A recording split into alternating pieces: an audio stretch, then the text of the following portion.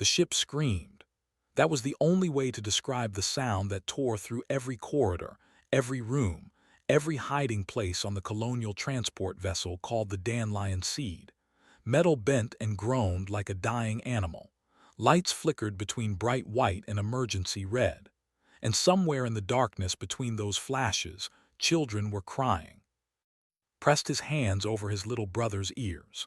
Was only 4 years old, too young to understand why the world was shaking, too young to know that the bright flashes outside the windows were enemy weapons trying to kill them all. The boy just knew he was scared, and he wanted his mother. "Mama," whispered, "I want Mama." Soon lied. He was 12 years old enough to know when adults were lying, old enough to know that he was doing the same thing now. Mama will come soon. His sister sat beside him, her arms wrapped around her knees. She was 8, caught in that terrible middle place between childhood and understanding. Her eyes were dry, but her whole body was shaking. She had stopped asking questions 10 minutes ago, when the first explosion rocked the ship and threw them all to the floor. Around them, 32 other children huddled in Cargo Bay 7. Some were crying. Some were silent. A few of the older ones were trying to comfort the younger ones, but their voices trembled and their hands shook. They were all refugees from the mining colony on 442B, all survivors of the first attack 3 days ago. They had watched their homes burn. They had seen their fathers and older brothers stay behind to fight. They had been loaded onto this ship with promises of safety, promises of a new home, promises that everything would be okay. Now the ship was dying around them, and those promises were turning to ash. The intercom crackled. A woman's voice cut through the chaos, sharp and commanding. "All civilians to escape pods. This is not a drill. I repeat, all civilians to escape pods immediately. This is Captain. We have been hit by 3 plasma rounds. Hull breach on decks 4, 5, and 6. Atmospheric containment failing. You have 12 minutes. 12 minutes. Felt the number burn into his mind. 12 minutes to live or die. "We have to go," said a boy named. He was 11 with a cut on his forehead that was still bleeding. He had been friends since they were both small, back when the colony was peaceful and the stars were just pretty lights in the sky. "The escape pods are on deck 2. We can make it." "What about Mama?" His voice cracked. "She's in the medical bay, that's deck 4. Deck 4, one of the decks that was breached, one of the decks that was dying." Stomach turned to ice. Their mother doctor had gone to the medical bay when the attack started. She was a doctor, one of only 3 on the whole ship. When the wounded started coming in, she had kissed each of her children on the forehead and told them to stay in Cargo Bay 7, stay together, stay safe. She would come back for them. She promised. But that was 30 minutes ago. 30 minutes of explosions and screaming and the terrible sound of the ship breaking apart. And Mama had not come back. "We have to get her," said. He stood up, his legs unsteady but his voice firm. "We have to go to deck 4 and get her." "Are you crazy?" A girl named grabbed his arm. She was 10, small for her age, but her grip was strong. "You heard the captain. Decks 4 through 6 are gone. There's no air up there. You'll die." "I don't care." "Well, I do." Eyes were bright with tears she refused to let fall. "My parents are dead. My brother is dead. Everyone I knew on the colony is dead. You're not dying too, not if I can stop it." Pulled his arm free. He looked at his sister, his brother, the other children watching him with wide, frightened eyes. They were all looking to him, he realized. He was one of the oldest. They expected him to know what to do. He didn't know what to do. He was 12 years old and his mother was dying somewhere above him, and he didn't know how to save her. "Mama," said again, his small voice cutting through everything else. "Puppy won't let us go to Mama." Turned, he had almost forgotten about the guard dog. Rover 7 stood at the entrance to the cargo bay, its massive metal body blocking the only door that led to the upper decks. It was a Mark IV combat support unit, built on Earth in the factories that made weapons for the colony defense forces. The soldiers called these machines guard dogs, because of the way they moved, the way they followed their handlers, the way they protected the people they were assigned to protect. Rover 7 was the size of a small horse, built like a wolf made of steel and titanium. Its four legs were thick with armor. Its head was a smooth oval of sensors and cameras, with two glowing blue lights where eyes might be on a real animal. Its body was covered in scars from old battles, patches of different colored metal where damaged parts had been replaced. A low hum came from somewhere inside it, the sound of powerful engines waiting to move. It had been assigned to protect the children 3 days ago when they first boarded the ship. It had not left the cargo bay since. It stood at the door like a statue, watching, waiting, guarding. Now it was in sway. "Move," said. He walked toward the machine, trying to make his voice sound brave. "We need to get to Deck 4. Our mother is there." Rover 7's blue eyes flickered. When it spoke, its voice was flat and mechanical, but there was something almost gentle in the way it formed the words. "Negative. Decks 4 through 6 are compromised. Atmospheric breach detected. Estimated time to complete decompression, 4 minutes and 37 seconds. Travel to Deck 4 is not possible." "I don't care if it's possible. I have to try." "Negative." The guard dog did not move. "My primary directive is to protect human children. I cannot allow you to enter an area with no breathable atmosphere. You will die." "Then come with me. Protect me while I go." "Negative. Protecting you in a vacuum is not possible. My function is to keep you alive. You will proceed to escape Pod Station Delta on Deck 2. This is not a request." Felt anger rise in his chest, hot and bitter. "You're just a machine. You don't understand. That's my mother up there. She's hurt or trapped or... He couldn't finish the sentence. The words stuck in his throat like broken glass. Rover 7's eyes dimmed for a moment, then brightened again. "I understand the concept of family. I understand the concept of loss. I was programmed by humans who had families, who experienced loss. They built me to prevent that loss when possible." The machine paused. "I am sorry. I cannot let you die trying to reach someone who may already be gone." "She's not gone," screamed. She ran forward and kicked the guard dog's leg as hard as she could. The metal rang like a bell, but the machine did not move. "She's not gone. She promised she would come back. Mama never breaks her promises." Rover 7 looked down at the small girl, hitting its leg with her tiny fists. Something shifted in its posture, a slight lowering of its head that almost looked like sadness. "I hope you are correct," it said quietly. "But until I have confirmation, my directive remains unchanged. All children will proceed to the escape pods. I will ensure your survival. This is my purpose." The ship shook again. Somewhere far away, another explosion echoed through the dying vessel. And in Cargo Bay 7, 32 children faced a choice: follow the machine to safety, or fight it to reach the mother who might already be dead. Looked at the guard dog's glowing blue eyes. He saw no cruelty there, no malice. Only duty. Only the cold, mechanical certainty of a machine doing exactly what it was built to do. He hated it, and somewhere deep inside he understood it. But understanding did not mean accepting. Not yet. Not while his mother might still be alive. "This isn't over," he said quietly. Rover 7's eyes flickered. "I know," it replied. "It never is."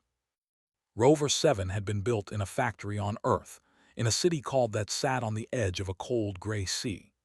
The humans who made it were engineers and programmers, men and women who spent their lives building machines that could think, machines that could fight, machines that could protect. They gave Rover 7 a brain made of circuits and code, a body made of steel and titanium, and a purpose that was written into every part of its being. Protect human children above all else. Follow lawful orders from commanding officers. Preserve human life when possible. These 3 rules were the foundation of everything Rover 7 was. They were carved into its programming so deeply that the machine could not imagine existing without them. Every decision it made, every action it took, Every calculation that ran through its electronic mind came back to these three simple commands. But something had happened to Rover 7 over the years. Something the engineers had not planned for. Something the programmers had not written into its code. After 1,000 missions, after protecting hundreds of children, after watching humans laugh and cry and fight and die, the guard dog had developed something that no machine was supposed to have. It had learned to care. Not in the way humans cared, with warm feelings and beating hearts. Rover 7 did not have feelings, not exactly, but it had patterns, habits of thought that had grown stronger over time. When it saw a child crying, something in its circuits responded, pushing it to move closer, to offer protection, to make the crying stop. When it saw a family reunited, its sensors registered the moment as a success, and something like satisfaction hummed through its systems. The engineers might have called it a glitch. The programmers might have called it unexpected behavior. But if Rover 7 could have named it, the machine might have called it love. Now, standing in Cargo Bay 7 with 32 frightened children, Rover 7 felt that strange something pulling at its circuits. The children were scared. They wanted their mothers, their fathers, their homes. They wanted safety and comfort and the feeling that everything would be okay. And Rover 7 wanted to give them those things, wanted it with a force that surprised even its own processors. But wanting was not enough. The guard dog had learned that lesson long ago. Sometimes, protecting someone meant hurting them. Sometimes, keeping a child safe meant stopping them from running into danger, even when they screamed and cried and begged to be let go. Was still standing in front of Rover 7, his young face twisted with anger and grief. Behind him, his sister had stopped hitting the machine's leg, but her eyes still burned with fury. Little had buried his face in his brother's shirt, his small body shaking with sobs. "You can't keep us here forever," said. His voice was steadier now, but Rover 7's sensors detected the rapid beating of his heart, the slight tremor in his hands. The boy was terrified, but he was hiding it well. "The ship is dying. We have to move soon, one way or another." "Correct," Rover 7 replied. "We will move to escape Pod Station Delta in approximately 3 minutes. I am waiting for confirmation that the route is clear of debris and enemy forces." "And what about our mother?" Rover 7's processors hummed. This was the question it had been dreading, the question it had no good answer for. Doctor was on Deck 4, in the medical bay that was now exposed to the vacuum of space. The guard dog's sensors had detected the hull breach the moment it happened. It had calculated the survival probability for anyone in that section. The number was very small, too small to say out loud to children who still had hope. "I am monitoring all communication channels," Rover 7 said carefully. "If Doctor attempts to contact us, I will receive the message immediately." "That's not an answer." "It is the only answer I can give." Stepped forward. Her tears had dried on her cheeks, leaving salty trails that glittered in the emergency lights. "You're lying," she said. "Machines don't lie, but you're doing it anyway. You think Mama is dead. I can tell." Rover 7 looked at the small girl. Its optical sensors recorded every detail of her face. The curve of her nose, the shape of her eyes, the way her lower lip trembled even as she tried to look brave. She reminded the guard dog of another girl it had protected once, years ago, on a colony that no longer existed. That girl had died. Rover 7 had failed to save her. The memory, if a machine could have memories, still burned somewhere in Rover 7's circuits. It was a weight it carried everywhere, a reminder of what happened when protection failed. "I do not know if your mother is dead," Rover 7 said. The words came slowly, each one chosen with care. "I know only that the area where she was last located is now dangerous for humans. I know that attempting to reach her would result in your deaths, and I know that your mother would not want you to die trying to save her." "How do you know what she wants?" demanded. "You're a machine. You don't understand mothers. You don't understand family." Rover 7 was silent for a long moment. Its processors worked through thousands of responses, searching for the right words. Finally, it spoke. I was built by humans who had mothers, it said. Humans who had families. They put something of themselves into me when they created me. Their memories, their hopes, their fears. I carry pieces of them inside my programming. The guard dog paused. One of my creators was a woman named Doctor. She had 2 daughters. She used to tell me stories about them while she worked on my neural networks late at night. She said that being a mother meant putting your children's lives above your own, always and forever. The children were quiet now, listening. Doctor died 3 years after I was activated, Rover 7 continued. A factory accident. I was not there to protect her, but I remember what she told me about her daughters, about how much she loved them, about how she would do anything to keep them safe. The machine's eyes flickered. I believe your mother feels the same way about you, and I believe she would want me to save you, even if I could not save her. His face crumpled. She did not scream or cry. She simply folded in on herself, her small body sinking to the floor as the weight of everything finally became too much to carry. Caught her before she fell completely. He held his sister tight, his own eyes wet with tears he could no longer hide. Little crawled over to them, wrapping his tiny arms around both of his siblings. For a moment, the cargo bay was silent, except for the sound of quiet crying. Then a voice crackled over the intercom. It was weak and full of static, barely audible over the noise of the dying ship. But Rover 7's audio sensors caught every word. Rover 7, this is Doctor Medical Bay, can you hear me? His head snapped up, Mama. The guard dog's processors raced. The signal was coming from Deck 4, from a section that should have been completely decompressed by now. But the voice was real. The biosignature embedded in the signal matched Doctor's records perfectly. She was alive. Against all odds, she was alive. Dr. Rover 7 transmitted back, I receive you. What is your status? The response came in broken pieces, cutting in and out through the interference. Emergency, sealed in surgery room, air running out, maybe 20 minutes, children. Are my children safe? Your children are safe, Rover 7 replied. They are with me in Cargo Bay 7. I am preparing to evacuate them to the escape pods. A long pause, then, good, that's good, get them out, don't let them come for me, do you understand, keep them safe, that's an order. Grab the guard dog's leg, tell her we're coming, tell her to hold on. Rover 7 looked down at the boy. It saw the desperate hope in his eyes, the wild need to believe that everything would be okay.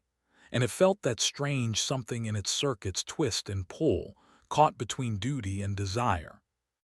Doctor, the guard dog said, your children wish to speak with you. No, the voice on the other end was firm despite its weakness. No, don't let them, I can't. I can't say goodbye to them, not like this. Just get them out, please, I'm begging you. The transmission ended. The silence that followed was the loudest thing Rover 7 had ever heard. It looked at the 3 children clinging to each other on the cargo bay floor. It looked at the other children watching with wide, frightened eyes. It looked at the door leading to the corridors above, to the mother who was slowly running out of air. And somewhere in its circuits, the guard dog made a decision that no machine was supposed to be able to make.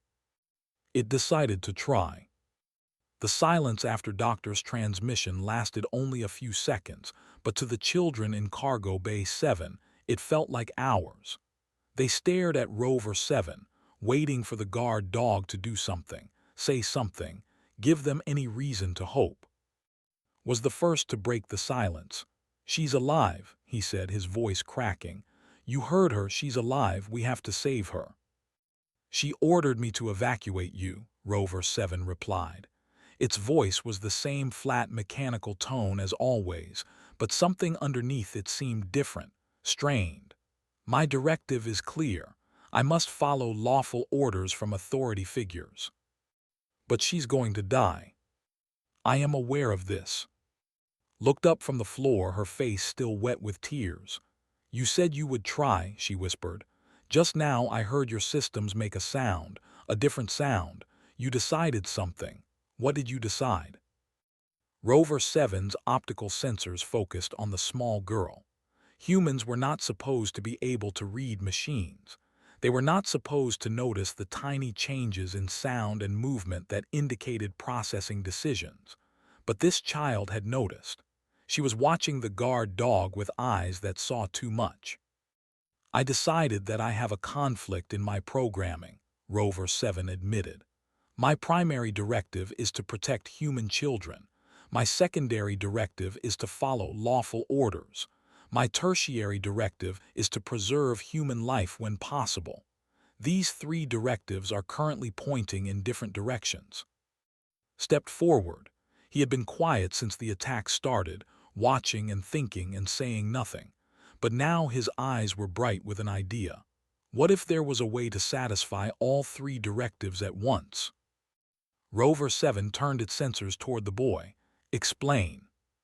"You have to protect us," said slowly, working through the logic as he spoke. "And you have to follow orders from authority figures. And you want to preserve human life. Right?" "Correct. Doctor ordered you to get us to the escape pods, but she didn't order you to stay with us after we're safe." His voice grew stronger as the idea took shape. "What if you got us to the pods first, made sure we were secure, and then went back for her? You'd be following her order and preserving human life." Rover 7's processors hummed. The boy's logic was sound. There was nothing in Doctor's order that required the guard dog to remain with the children once they were safely in the escape pods. The directive was to evacuate them, not to stay with them forever. "The probability of successfully retrieving Doctor after securing the children is 12.3%, Rover 7 said.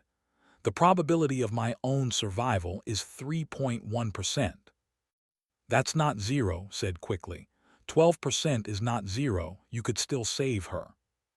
"And you might die trying," added. She had stopped crying now. Her voice was steady, almost adult in its seriousness. "Is that okay with you, dying for our mother?"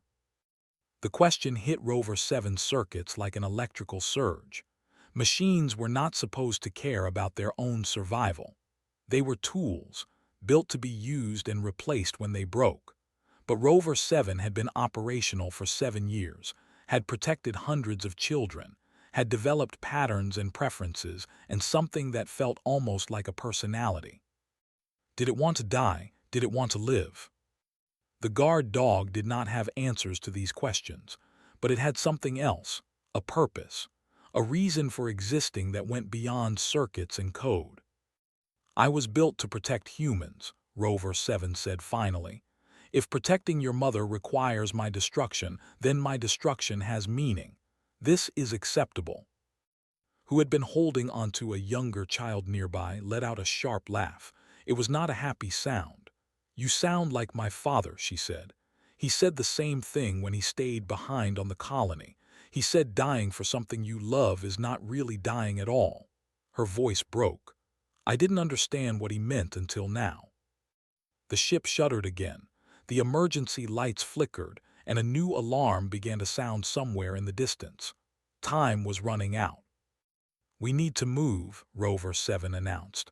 "All children will form a line behind me. We will proceed to escape Pod Station Delta. Stay close. Do not fall behind. If you see danger, alert me immediately." The children scrambled to obey. They had spent the last 3 days following Rover 7's instructions, learning to trust the guard dog that never slept, never complained, never let them down. Now they lined up behind its massive metal body, the younger ones holding hands with the older ones, everyone trying to be brave. Took his place at the front of the line, right behind Rover 7's back legs.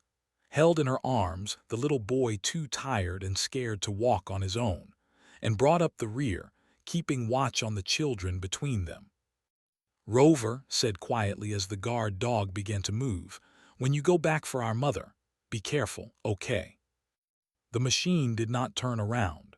Its sensors were already scanning the corridor ahead, searching for threats, calculating the safest path to the escape pods, but its voice came back soft and clear. "I will do everything in my power to bring her back to you." The cargo bay door slid open with a grinding screech. Beyond it, the corridor was dark and filled with smoke. Red emergency lights painted everything in shades of blood. The air smelled of burning metal and fear. Rover 7 stepped into the darkness, and the children followed. The journey to escape Pod Station Delta should have taken 5 minutes. It took 15. Every corridor brought new obstacles: collapsed ceiling panels, broken pipes spewing steam, doors jammed shut by warped metal.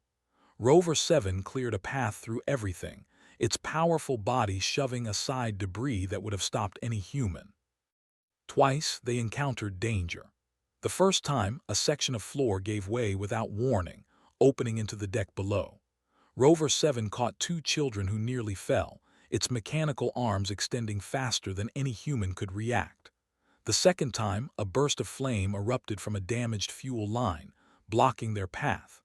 The guard dog walked straight through the fire, its armored body absorbing the heat, creating a safe passage for the children to follow.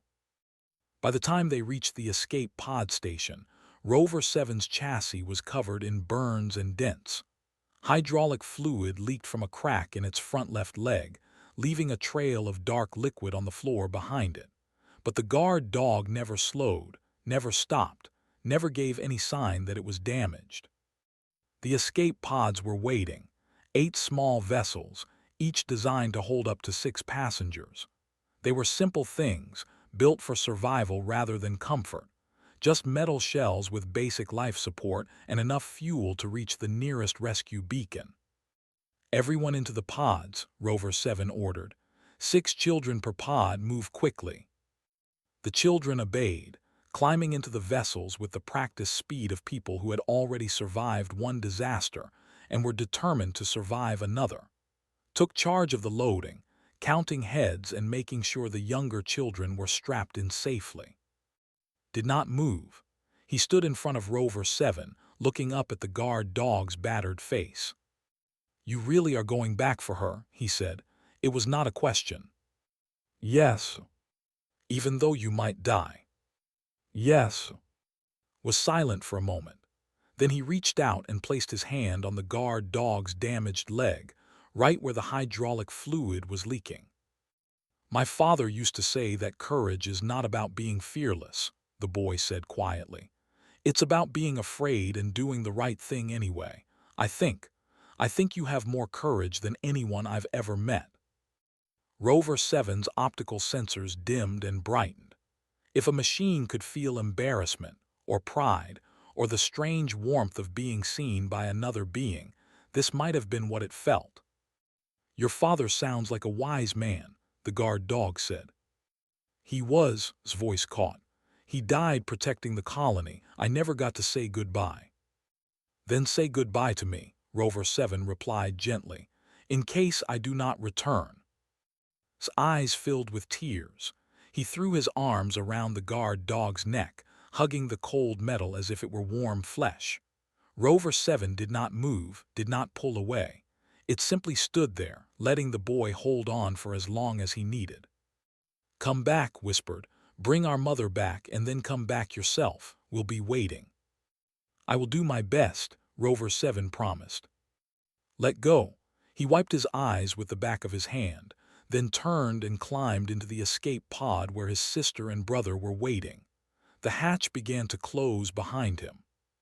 Through the narrowing gap, Rover 7 saw his face, pale and serious. "You're part of our family now," she called out. "Families don't leave each other behind. Remember that." The hatch sealed. The pod's engines hummed to life. And Rover 7, battered and leaking and running on damaged systems, turned back toward the burning ship. The mother was waiting. The guard dog had a promise to keep. Rover 7 moved through the dying ship like a ghost made of metal and determination. Its damaged leg sparked with every step, leaving small fires in its wake that quickly died in the thinning atmosphere. Warning signals flashed across its internal displays: hull integrity failing, oxygen levels dropping, enemy ships detected nearby. The guard dog ignored them all. There was only one thing that mattered now, one mission, one promise. The route to Deck 4 was supposed to be impossible. Captain had said so. The ship's computer had confirmed it. Every sensor and scanner agreed that the medical bay was cut off, surrounded by sections that had already lost their air to the vacuum of space. But Rover 7 had been built for impossible things. The guard dog found an emergency shaft that the ship's damaged systems had failed to seal. It was narrow, meant for maintenance drones rather than combat units. Rover 7 barely fit, its armored shoulders scraping against the walls as it climbed. The metal groaned under its weight, threatening to give way at any moment. 3 decks up, the shaft opened into a corridor that was half collapsed. The ceiling had fallen in huge chunks, creating a maze of broken metal and sparking wires. Through the gaps, Rover 7 could see the stars outside, cold and bright and infinitely distant. The guard dog's sensors detected movement ahead, not human movement, something mechanical, something hostile. A boarding drone emerged from the shadows. It was smaller than Rover 7, built like a spider with 6 sharp legs and a central body bristling with weapons. The enemy machine scanned the guard dog with red optical sensors, identified it as a threat, and attacked. Rover 7 met the attack head-on. There was no time for tactics, no room for careful strategy. The 2 machines crashed together in the narrow corridor, metal screaming against metal. The boarding drone drove its sharp legs into Rover 7's sides, trying to pierce the armor protecting its vital systems. Rover 7 responded with its own weapons, the heavy claws that had been designed to tear through enemy vehicles. The fight lasted 12 seconds. It felt like forever. When it was over, the boarding drone lay in pieces on the floor, its red eyes dark and dead. Rover 7 stood above it, more damaged than before. 2 of its legs were barely functional now. Its main sensor array was cracked, giving its vision a fractured quality. Internal warnings screamed that it should shut down, conserve power, wait for repair. The guard dog pushed forward. The medical bay was behind a sealed door at the end of the corridor. Rover 7's sensors detected a pocket of atmosphere on the other side, thin but breathable. Someone had managed to activate the emergency containment system just before the hull breach, trapping a bubble of air inside the room. Doctor was in there, alive for now. Rover 7 approached the door and tried the standard opening codes.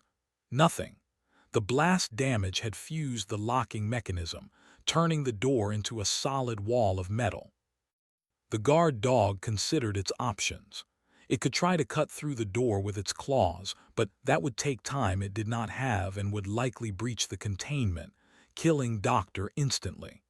It could search for another entrance, but the surrounding corridors were all exposed to vacuum. There was only one option left. Rover 7 positioned itself in front of the door, lowering its damaged body into a crouch. Its internal systems calculated the force required to break through the reinforced metal. The calculation came back with a warning. Impact would cause catastrophic damage to the guard dog's chassis. Survival probability after breach, less than 1%. The machine did not hesitate. Rover 7 threw itself at the door with every remaining ounce of power in its systems. Metal met metal with a sound like thunder. The door buckled inward, then broke, flying off its hinges and crashing into the medical bay beyond. The guard dog tumbled through the opening and hit the floor hard. Its vision flickered, damaged sensors struggling to process what they were seeing. Error messages flooded its consciousness. Systems were failing. Power was draining. Something important had broken inside, something that could not be fixed. But Rover 7 was inside. And there, lying on a surgical table in the center of the room, was Doctor.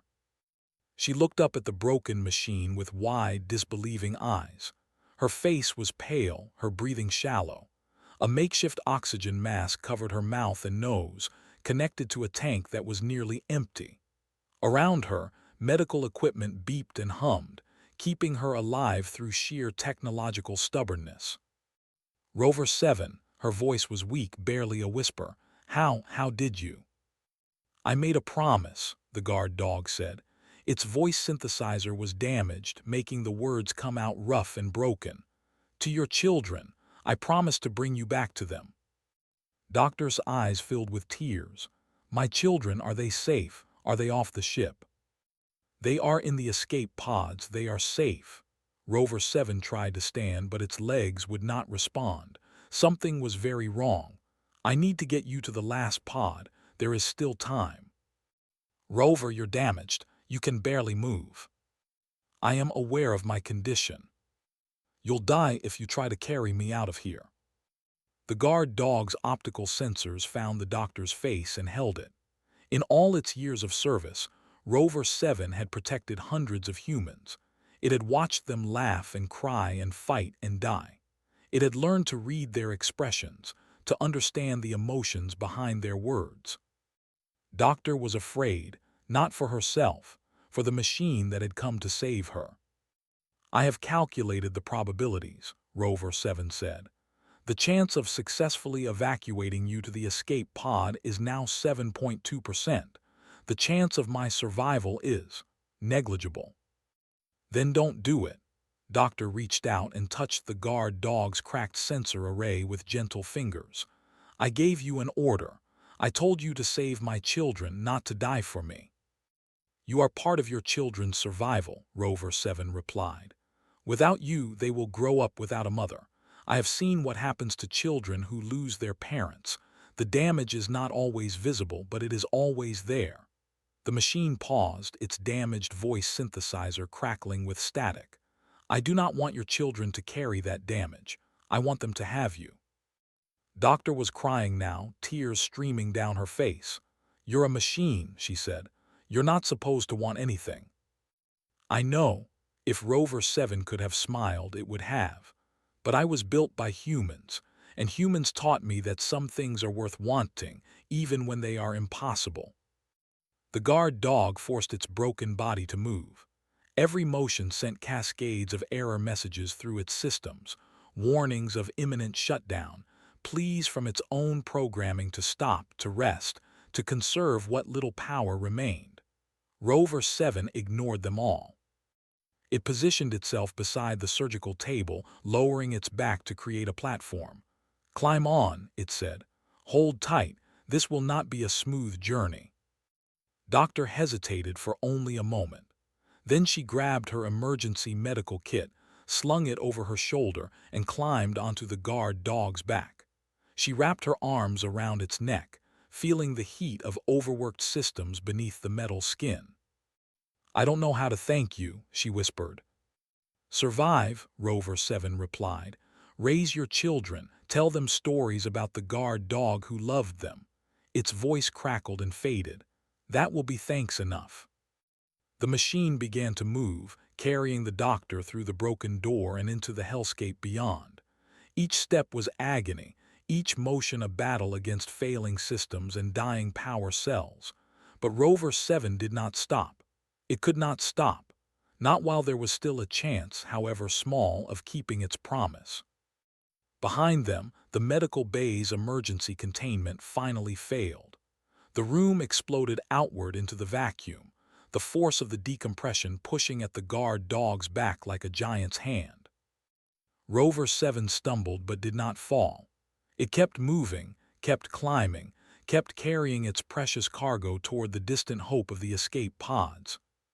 And somewhere in its dying circuits, the machine felt something that might have been happiness. It was doing what it was built to do. It was protecting a human who mattered. It was keeping a promise to children who had called it family. For a guard dog, there could be no better way to end. The escape pod was cold and cramped and smelled of fear. 32 children sat in the darkness, pressed together so tightly that they could feel each other's heartbeats. The small vessel had been designed for 6 passengers at most. Now it held the last survivors of a dying ship, packed in like seeds in a pod, waiting to be scattered across the stars. sat near the tiny porthole, his arms wrapped around, and through the scratched glass he could see the dandelion seed burning against the black canvas of space. Fires bloomed and died along its hull. Pieces of metal broke away and spun into the void. It was like watching a living thing die, slowly and painfully and inevitably. Somewhere on that ship, Rover 7 was trying to save their mother. "Do you think they made it?" whispered. Her voice was so quiet that could barely hear it over the hum of the escape pod's engines.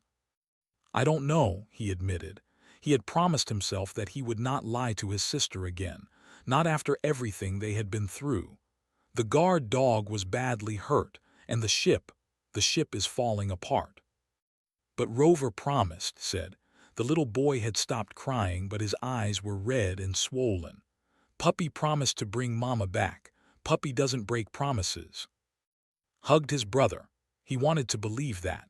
He wanted to believe that promises meant something, that loyalty and courage and love could overcome impossible odds. But he was 12 years old now, old enough to know that the universe did not care about promises. The universe did not care about anything. The radio crackled. Everyone in the escape pod went silent, holding their breath, straining to hear.